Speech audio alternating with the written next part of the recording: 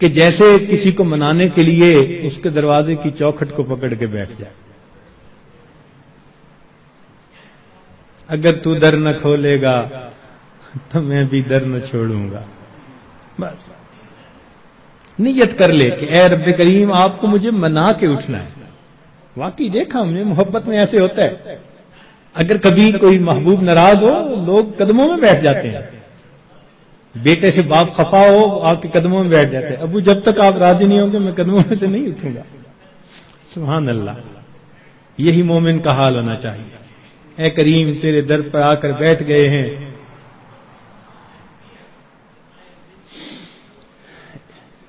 اجازت ہو تو آ کر میں بھی شامل ان میں ہو جاؤں، سنا ہے کل تیرے در پر ہجوم عاشقاں ہوگا. عشق محبت والے 10 دن فارغ کرتے ہیں اللہ کے سامنے، دن رات عبادت میں گزارنے کی کوشش کرتے ہیں، اور دعاؤں میں پھر انسان خوب عاجزی اور زاری کرے. اس طرح رمضان مبارک کی قدردانی کیجیے. رمضان مبارک کی بے قدری کی بھی کچھ صورتیں ہیں. مثال کے طور پہ بعض لوگ رمضان کے روزے رکھنے کا اہتمام نہیں کرتے. یہ رمضان کی بے قدری ہے. اور کئی مرتبہ سحری کھا کے سو جاتے ہیں کہ میں تھوڑی دیر ذرا آرام کر لوں، اٹھ کے فجر پڑھوں گا، اور شیطان کو نماز قضا کروانے کا موقع مل جاتا ہے. یہ رمضان مبارک کی بے قدری ہے. اسی طرح افطاری کے انتظار میں باجماعت نماز چھوڑ بیٹھتے ہیں، یہ بھی رمضان مبارک کی بے قدری ہوئی. بعض لوگ رمضان المبارک میں خبروں کے نام پر ٹی وی دیکھتے ہیں، غیر محرم عورتوں پر نظر پڑتی ہے، بازار سے گزرتے ہوئے اپنی نگاہ کا احتیاط نہیں کرتے، یہ بھی رمضان مبارک کی بے قدری ہوئی. اخبار بینی کے شوق میں تصاویر بھی دیکھتے ہیں، یا بعض لوگوں کو دیکھا کہ بھوک سے بچنے کے لیے یا پیاس کے احساس سے بچنے کے لیے ڈائجسٹ پڑھنا شروع کر دیتے ہیں، ناول افسانے، کہ وقت گزر جائے. تو وقت گزاری کے لیے ڈائجسٹ جیسی کتابیں اور اس طرح کی کتابوں کا پڑھنا یہ بھی رمضان مبارک کی بے قدری ہے. اس سے تو بہتر تھا کہ آپ قرآن مجید کی تلاوت کر لیتے.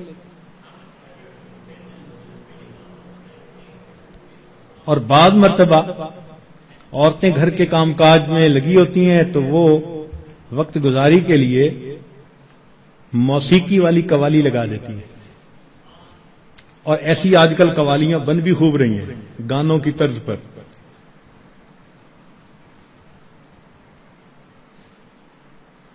بھئی کوئی بیت الخلاء کے طرز پر مسجد بنا دے تو آپ کو خوشی ہوگی، دیکھ کے غصہ آئے گا نا. تو اگر کوئی نعت بنانی تھی تو ضروری ہے کہ گانے کی طرز پر بنانی ہوتی ہے. خدا کے بندو، تو اس قسم کی قوالیاں جن میں ساز ہو، موسیقی ہو، وہ حرام ہوتی ہیں.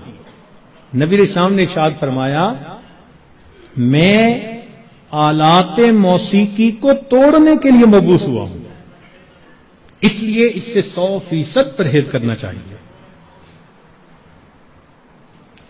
بعض نوجوان وقت گزارنے کے لیے انٹرنیٹ پہ بیٹھ جاتے ہیں، اور جو دنیا بلا کا گند ہے وہ انٹرنیٹ کے اندر موجود ہوتا ہے. یہ بھی رمضان مبارک کی بے قدری ہوئی. اور بعض اپنے دوستوں سے میسیجز کا سلسلہ شروع کر دیتے ہیں، یہ بھی رمضان مبارک کی بے قدری. اور اس سے بڑھ کر اور گناہ یہ کہ سیل فون کے اوپر غیر محرم سے باتیں کرتے ہیں یا اس کو میسج بھیجتے ہیں، یہ بھی رمضان کی بے قدری ہے. اور یہ بھی رمضان کی بے قدری ہے کہ انسان غیر محرم کو کہے کہ میں اب رمضان میں میسج نہیں بھیجوں گا، اس کے بعد بھیجوں گا. تو اس کا مطلب یہ ہوا کہ اس نے اللہ کے حکم کی تعظیم نہیں کی، تو رمضان میں ان گناہوں کو کاملاً چھوڑنا ہے، یہ نہیں کہ صرف رمضان کے لیے چھوڑنا ہے۔ بعض لوگ حالات حاضرہ کے نام پر ایک دوسرے بندے کی غیبتیں شروع کر دیتے ہیں۔ بعض لوگ رمضان میں یہ کہنے میں بڑا خوش محسوس کرتے ہیں آج روزہ بڑا لگ رہا ہے۔ بھائی صبر کیجئے، صبر کا مہینہ ہے، اور روزہ لگا بھی تو کتنے گھنٹے کی بات ہے، چند گھنٹے کی بات ہے، مگر وہ اس کو ایک ٹاپک بنا لیتے ہیں۔ ہر آنے والے کو بس میں اٹھ نہ سکا اور تھوڑا وقت تھا، پانی نہ پی سکا اور کھانا نہ کھا سکا، ایسے لگتا ہے جیسے روزے کا ماتم کر رہے ہو بیٹھے ہوئے۔ یہ بھی رمضان کی بے قدری ہے۔ رمضان مبارک میں جو آدمی اللہ رب العزت کے قرب کے لیے کوششیں کرے گا، یقیناً اللہ رب العزت اس کے گناہوں کو معاف فرمائیں گے اور اسے اپنا قرب عطا فرمائیں گے۔